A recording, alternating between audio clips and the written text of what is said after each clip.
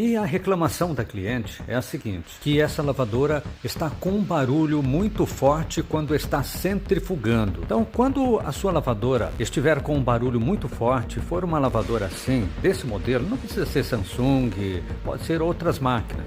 O que é que você vai fazer? Com a lavadora fora da tomada, você vai abrir a porta, vem aqui no cesto e roda o cesto. Do jeito que eu estou fazendo aqui, ó. Primeira coisa que nós vamos observar, o cesto está praticamente solto aqui dentro, ó. Olha só. Está solto. Observe que essa aqui, ó, o cesto está zigue-zagueando. Eu vou rodar um pouquinho mais forte. Observe aqui no canto. Vou rodar. Olha só como está zigue-zagueando. Isso já mostra que a lavadora está com um problema sério no eixo. Pode ser que o eixo está apenas trincado, por isso ele fica zigue-zagueando como esta aqui, ó. E às vezes o problema está mais sério do que nós imaginamos.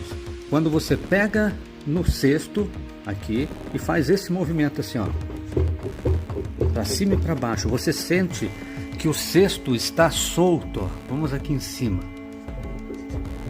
Ó, tá vendo?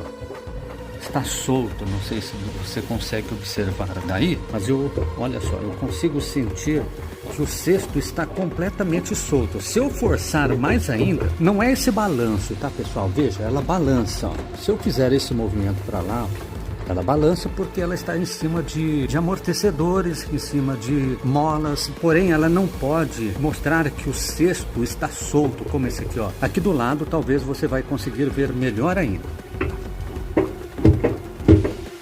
Veja como que está solto. Que nesse caso aqui o eixo está quebrado. Se ele estivesse só fazendo o zigue-zague, indicaria que a cruzeta ou trizeta, como você deseja chamar, pode ser que ela esteja apenas trincada, mas nesse caso aqui, a cruzeta está realmente quebrada.